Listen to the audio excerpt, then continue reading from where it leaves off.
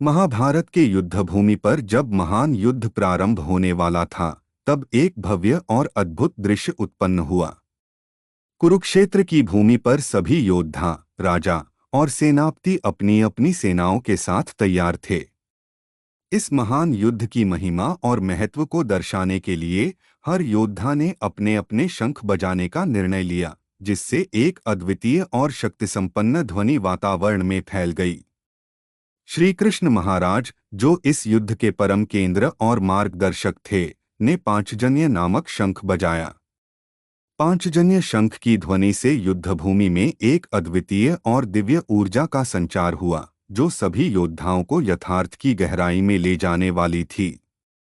श्री कृष्ण के इस शंख की ध्वनि ने ब्रह्मा, विष्णु और शिव जैसे देवताओं के अस्तित्व का संकेत दिया और धर्म की विजय की उम्मीद को प्रकट किया। अर्जुन, जो श्री कृष्ण के परम मित्र और सहयोगी थे, ने देवदत्त नामक शंख बजाया। देवदत्त की ध्वनि अर्जुन के अद्वितीय साहस और कर्तव्य पालन की प्रेरणा को दर्शा रही थी।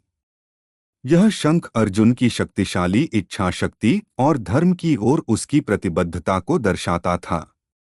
भीमसेन, जो अपनी शक्ति और भयानक कर्मों के लिए प्रसिद्ध थे, ने पौंड्र नामक शंख बजाया। पौंड्र शंख की ध्वनि युद्ध की तीव्रता और भीमसेन की अद्वितीय शक्ति का संकेत थी। इस शंख ने भीमसेन की भयंकरता और युद्ध के प्रति उसकी गंभीरता को व्यक्त किया। राजा युधिष्ठिर, जो इस युद्ध के धर्मराज और पांडवों के प्रधान थे, ने अनंत विजय नामक शंख बजाया।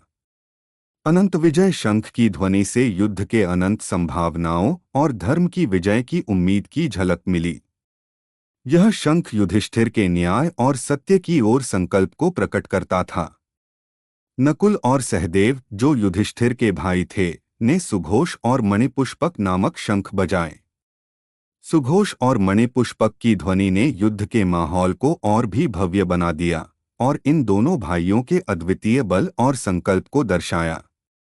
कुरुक्षेत्र की भूमि पर श्रेष्ठ धनुष वाले काशीराज, महारथी शिखंडी, धृष्टद्युम्न, राजा विराट, अजय सात्यकी, राजा द्रुपद और द्रौपदी के पांचों पुत्र और बड़ी भुजा वाले सुभद्रा पुत्र अभिमन्यु ने भी अपने अपने शंख बजाए।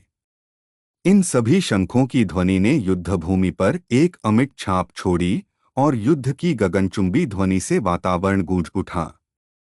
यह दृश्य महाभारत के युद्ध का एक अत्यंत महत्वपूर्ण और ऐतिहासिक पल था, जब विभिन्न योद्धाओं ने अपनी शक्ति, साहस और संकल्प को प्रदर्शित करने के लिए शंख बजाए।